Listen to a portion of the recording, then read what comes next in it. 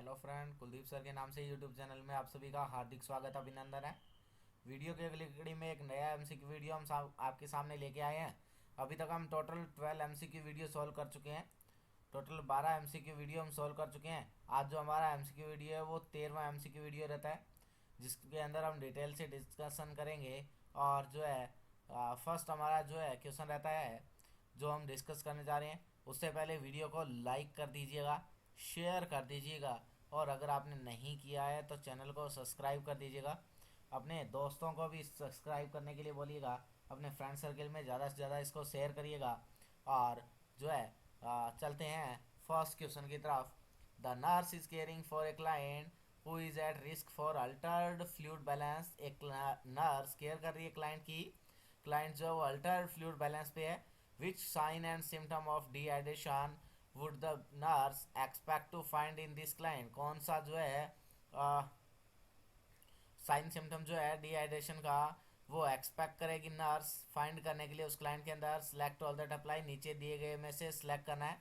पहला कह रहा है बाउंडिंग पल्स। बाउंडिंग पल्स जो है वो डिहाइड्रेशन का सिम्टम नहीं है। Bounding pulse is a symptom of fluid overload, है ना। बाउंडिंग पल्स किसका सिम्टम है? फ्लूइड ओवरलोड का सिम्टम है, इसका सिम्टम नहीं है।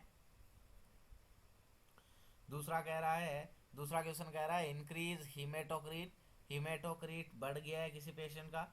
तीसरा कह रहा है ऑर्थोस्टेटिक हाइपोटेंशन, पेशेंट को ऑर्थोस्टेटिक हाइपोटेंशन हो गया है। चौथा कह रहा है diminish bowel sound, bowel sound decrease हो गई है। और पांचवा कह रहा है decrease urine specific gravity, urine specific gravity decrease हो गई है। तो डिहाइड्रेशन में डिक्रीज नहीं होती है, इंक्रीज होती है। क्या होती है? इंक्रीज होती है। तो ये ऑप्शन तो होगा नहीं और ए ऑप्शन होगा नहीं। तो राइट आंसर क्या है? तो राइट आंसर आएगा बी, सी और डी। हीमाटोक्रिट बढ़ सकती है डिहाइड्रेशन की वजह से। जब क्या हो जाएगा, वहाँ पानी कम हो जाएगा तो वहाँ सॉल्यूट जो ज़्यादा दिखने लगेंगे और उस कंडीशन में हीमाटोक्रिट बढ़ जाएगा। ऑर्थोस्टैटिक हाइपोटेंशन यानी कि बीपी का क्या होना, कम होना, जब क्या होते हैं ड्यूरिंग चेंजिंग पोस्चर। और बावल साउंड डिक्रीज देखने को मिल सकती है। तो राइट आंसर क्या रहेगा? बी, सी और डी। चलते हैं नेक्स्ट क्वेश्चन की तरफ। The nurse is caring for client who has stage 3 lung cancer and is in renal failure. एक क्लाइंट जिसको स्टेज 3 का लंग कैंसर है, रीनल फेलियर के अंदर है। Client indicate that he does not wish to have life sustaining treatment. Client जो है वो इंडिकेट कर रहा है कि उसकी कोई इच्छा नहीं है लाइफ सस्टेनिंग ट्रीटमेंट लेने की।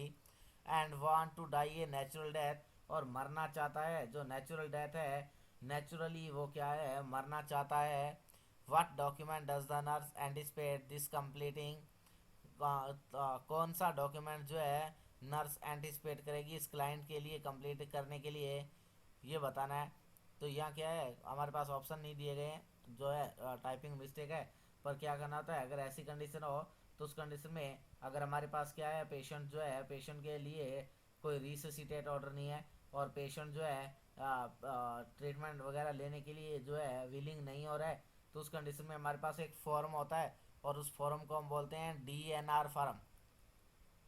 उस फॉर्म को हम क्या नाम देते हैं? डीएनआर फॉर्म नाम दिया जाता है।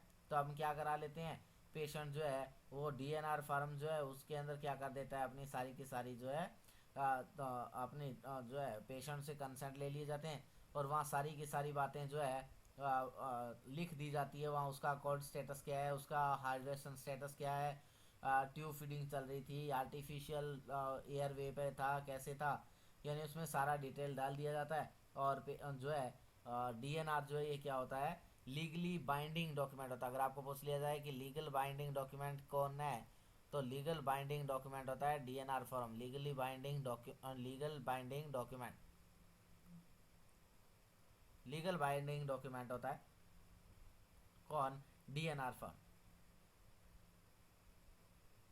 चलते हैं नेक्स्ट क्वेश्चन की तरफ। तो डीएनआर फॉर्म जो है यह रहेगा। The nurse is caring for a client post of day 1 for a bowel resection. एक पेशेंट जिसको पोस्ट ऑफ आज फर्स्ट डे है, बावल रिसेक्शन हुआ था। Client is receiving pain medication via pain control analgesia. PCA machine के द्वारा patient को pen medication दी जा रही है। But state that her pain is severe and the pain pump is not providing adequate relief, but patient complain कर रहा है, वो कह रहा है कि उसका पेन जो है वो बहुत सीवियर हो रहा है और वो जो पेन पंप है वो अच्छे से काम नहीं कर रहा है, उसको दवाई नहीं दे रहा है। Which is the priority nursing action for this client, इस क्लाइंट के लिए प्रायोरिटी नर्सिंग एक्शन क्या रहेगा?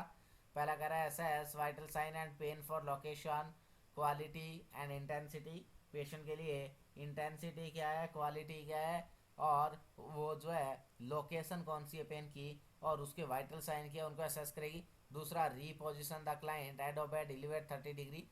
तीसरा कह रहा है non pharmacological pain relieve measure since the medication dose can not be increase.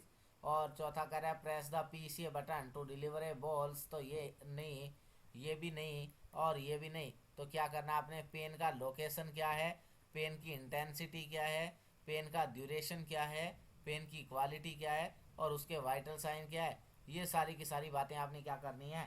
Check करनी है। ए ऑप्शन जो है वो यहाँ क्या रहेगा? राइट रहेगा, ए। चलते हैं नेक्स्ट क्वेश्चन की तरफ। 54 नंबर क्वेश्चन कह रहा है the nurse is caring for client receiving IV heparin therapy. एक नर्स केयर कर रही है क्लाइंट की, क्लाइंट क्या रिसीव कर रहा है? आईवी इपेरिन थेरेपी ले रहा है। पेशेंट को क्या हुआ था? पल्मोनरी एम्बोलिज्म हुआ।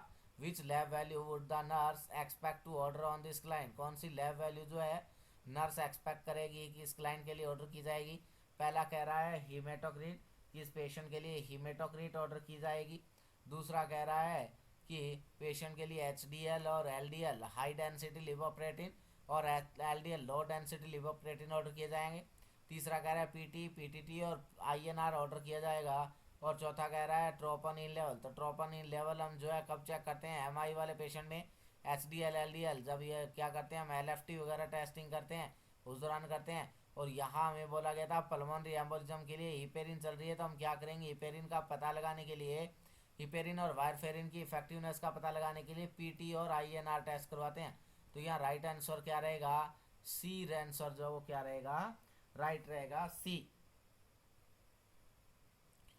चलते हैं नेक्स्ट क्वेश्चन की तरफ। The nurse on a physical rehabilitation unit is assign a 63-year-old male client post amputation of his left lower limb above the knee 2 week prior. एक नर्स फिजिकल रिहेबिलिटेशन यूनिट के अंदर assign हुई है, 63-year-old male client है, amputation के बाद में आया है, लेफ्ट लोअर लिम्ब को एम्पुटेशन कर दिया गया है अबो नी से 2 वीक पहले।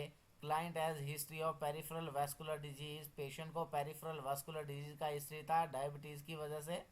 कौन सा स्टेटमेंट है क्लाइंट का जो इंडिकेट करता है नीड के लिए फर्दर टीचिंग की, कि उसको आगे टीचिंग देना होगा? पहला करा ये had my leg remove because of diabetes, मेरे पैर को अलग कर दिया गया क्योंकि मुझे डायबिटीज़ था। दूसरा कह रहा है my exercises are going well, मेरी एक्सरसाइज बहुत अच्छी चल रही है। तीसरा कह रहा है my left leg hurt after I wrap my stump, मेरे लेफ्ट लेग जो है उसको वो क्या है हर्ट होता है, उसको क्या है जब मैं क्या है स्टम्प के अंदर रैप कर किए हुए देखता हूँ तो मुझे हर्ट होता है। चौथा कह रहा है I use cane to walk to the bathroom, जब मुझे बाथरूम तक जाना होगा तो मैं कैन यूज़ कर लूँगा। तो उसको केस हमें पूछा गया है कि कौन सी ऐसी स्टेटमेंट है जिसके बारे में फर्दर टीचिंग की ज़रूरत है। तो तीसरा ऑप्शन जो कह रहा है कि my left leg hurt after I wrap my stump, जब मैं मेरे स्टम्प को रैप किया हुआ देखता हूँ तो वो उसके बाद मुझे क्या कर रही है, मेरी लेफ्ट लेग जो है वो हर्ट कर रही है। इस बात पे उसको क्या करनी होगी? आपने फर्दर टीचिंग देनी होगी। क्या देना होगा? फर्दर टीचिंग देना होगा।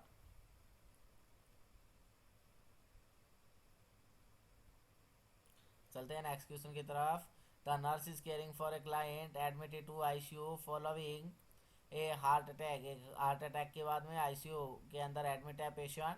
Nurse note on chart that the client has name his spouse to make decision regarding his care if he is unable to speak for himself, कि उसने क्या किया? नोट करके दिया नर्स को चार्ट के ऊपर क्लाइंट ने नेम उसके स्पाउस का डिसीजन बनाने के लिए, कि अगर वो अपनी केयर करने में अनेबल हो या तो, और अगर वो बोलने में बोल ना पाए तो उस कंडीशन में उसके स्पाउस जो है वो क्या करेंगे? उसके लिए डिसीजन लेंगे।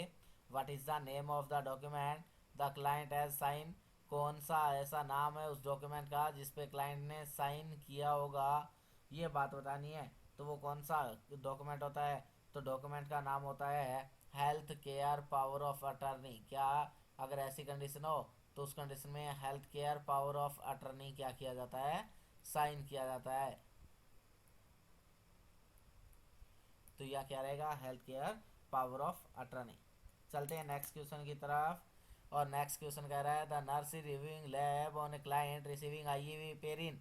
एक नर्स रिव्यू कर रही है लैब रिजल्ट को, क्लाइंट रिसीव कर रहा है आईवी पेरिन थेरेपी को। वहाँ क्या लिखा गया है कि आईएनआर जो है वो 4.6 है। कितना आ रहा है, 4.6 आ रहा है। Which order by the health care provider does the nurse anticipate.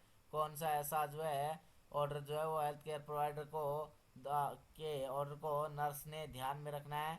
पहला कह रहा है ऑर्डर फॉर विटामिन के आईएम, ऑर्डर किया गया है विटामिन के क्या कर दो, आईएम लगा दो। दूसरा कह रहा है order for protamine sulphate, order किया गया है प्रोटामिन सल्फेट के लिए। तीसरा कह रहा है order for redraw lab in 6 hour. और चौथा कह रहा है order to increase the infusion rate.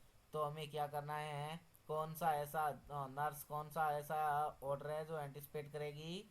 तो क्या है, जो हमारे पास आईएनआर है, और आईएनआर कितना आ रहा है, 4.6 है। और अगर 4.6 है इसका मतलब पेशेंट किसके ऊपर है, पेशेंट ब्लीडिंग की रिस्क पे है। किस पे है, ब्लीडिंग होने वाली है। क्या होने वाला है, ब्लीडिंग की रिस्क है। और ब्लीडिंग की रिस्क है तो हमें क्या करना है, जो प्रोटामिन सल्फेट है वो क्या है, ऑर्डर करना होगा। क्यों, क्योंकि प्रोटामिन सल्फेट जो क्या है,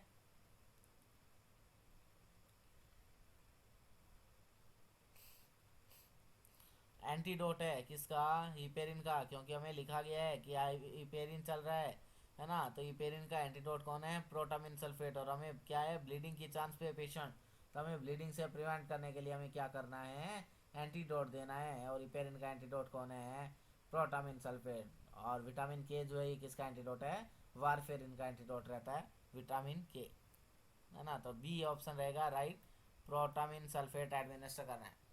नेक्स्ट क्वेश्चन कह रहा है the nurse is providing client education on self administration of insulin. Nurse provide कर रही है क्लाइंट को, एजुकेशन दे रही है सेल्फ एडमिनिस्टर करने के लिए इंसुलिन को। विच action by the client indicate the need for further education. कौन सा ऐसा एक्शन है क्लाइंट का जो इंडिकेट कर रहा है कि उसको फर्दर एजुकेशन का ज़रूरत है। पहला कह रहा है क्लाइंट जेंटली रब the instruction site after remove the needle. Client जो है वो नीडल को रिमूव करने के बाद, रिमूव करने के बाद साइट को क्या करेगा, जेंटली रब करेगा। तो ये बात गलत है, जेंटली रब नहीं करना होता है। इस बात पे आपको क्या करना होगा, उसको फर्दर एजुकेशन देना होगा। ये राइट आंसर रहता है। बाकी और फर्दर देखते हैं अगर और आंसर बनेगा कोई तो। दूसरा कह रहा है client verify the type of insulin and check the expiration date. ये तो सही बात है। तीसरा कह रहा है client clean the grasp the skin insert at 90 degree. बात भी सही है। Client clean the rubber stopper to bottle with alcohol swab before driving. तो ये सारी की सारी बातें सही है। तो यहाँ क्या रहेगा, ए ऑप्शन जो है वो क्या रहेगा, राइट रहेगा। ए ऑप्शन जो है वो राइट है, ए। चलते हैं नेक्स्ट क्वेश्चन की तरफ। The nurse is caring for client who fractured leg. एक नर्स केयर कर रही है किसकी, क्लाइंट की। क्लाइंट को फ्रैक्चर हो गया है उसकी लेग के ऊपर, मोटर व्हीकल एक्सीडेंट हुआ था। एक cast is applied, cast apply किया गया। The nurse will assess which of following. Nurse क्या असेस करेगी, सिलेक्ट ऑल दैट अप्लाई। नीचे दिए गए में सिलेक्ट कीजिएगा। पहला कह रहा है पल्स असेस करेगी। पहला कह रहा है कि पल्स असेस करेगी, तो सही बात है। कास्ट अप्लाई किया गया है तो पल्स को असेस करना है। कैपिलरी रिफिल, वहाँ ब्लड का कितनी देर में जो है वहाँ क्या हो रही है, सप्लाई जो है वो दोबारा आ रही है। कैपिलरी रिफिल चेक करेगी। टेम्परेचर को चेक करना है, स्किन का टेम्परेचर चेक करेगी। चौथा कह रहा है squeeze the cast every hour to check for firmness. ये बात गलत है, एवरी आवर प्रत्येक आवर जो है कास्ट को चेक करने का जरूरत नहीं है। और पांचवा कह रहा है assess for pain numbness tingling और inability to move the toes. ये बात भी सही है। तो यहाँ क्या रहेगा, ए बी सी और ई, ये चारों का चारों ऑप्शन क्या रहेंगे, राइट रहेंगे। ए बी सी और ई जो है क्या रहेगा, राइट आंसर रहेगा, है ना। ऐसा क्यों कर रहे हैं हम, तो ऐसा S for compartment syndrome. Patient को किसके लिए असेस कर रहे हैं, कंपार्टमेंट सिंड्रोम के लिए असेस कर रहे हैं।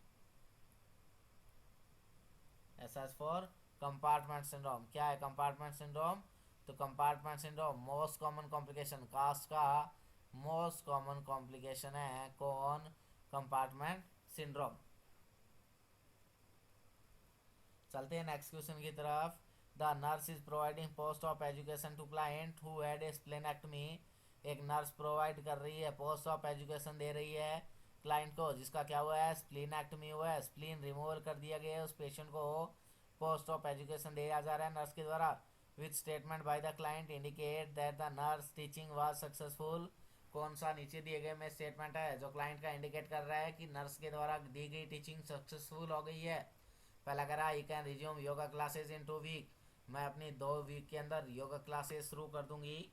दूसरा कह रहा है, I need to eat a diet low in fibre to rest my digestive tract, मैं जो है अपनी डाइजेस्टिव ट्रैक्ट को रेस्ट के लिए क्या करूँगी, लो फाइबर डाइट लूँ।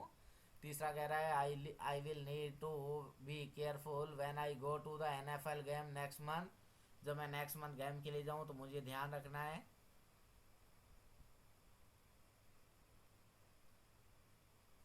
चौथा कह रहा है, I need to talk to my doctor about getting influenza pneumococcal और मेनिंजोकॉकल वैक्सीन, मुझे क्या करना है, बात करनी है मेरे डॉक्टर से किसके बारे में, जब मैं क्या प्राप्त करूँ, इन्फ्लुएंजा की, न्यूमोकॉकल की और मेनिंजोकॉकल वैक्सीन जब लूँ तो मुझे उसके बारे में बात करना है। तो ये बात सही है कि जब क्या करे, दवाई लेगी कौन सी, न्यूमोकॉकल, मेनिंजोकॉकल और इन्फ्लुएंजा, तो क्या करना है, उसमें क्या है, स्प्लीन नहीं है, और स्प्लीन नहीं है तो रिस्क बढ़ गई है ना। जब क्या कर दिया, स्प्लीनेक्टमी कर दिया है तो रिस्क ऑफ इन्फेक्शन की रिस्क जो है वो क्या हो गई है, इंक्रीज हो गई है। क्यों, क्योंकि स्प्लीन के अंदर क्या था, वो क्या करता था, एंटीबॉडी बनाने का काम करता था, और एंटीबॉडी बनाने का काम करता था तब क्या हो गया है, वहाँ पे जो है पेशेंट के अंदर जो है इम्यूनिटी लो हो गई है, पेशेंट की इम्यूनिटी लो हो गई है तो उसमें रिस्क ऑफ इन्फेक्शन क्या हो गए हैं, इंक्रीज हो गया। और उस कंडीशन में अगर क्या करे, वो इन्फ्लुएंजा वैक्सीन, न्यूमोकॉकल और मेनिंजोकॉकल वैक्सीन ले, तो उस कंडीशन में क्या करना है, बात करनी है। एक्टिविटी जो है वो 4 से 8 वीक के बाद क्या की जा सकती है, दोबारा से रिज्यूम कर सकते हैं हम। 4 to 8 वीक के बाद क्या कर सकते हैं, दोबारा से एक्टिविटी को क्या किया जा सकता है, रिज्यूम किया जा सकता है ना। तो ये क्या है,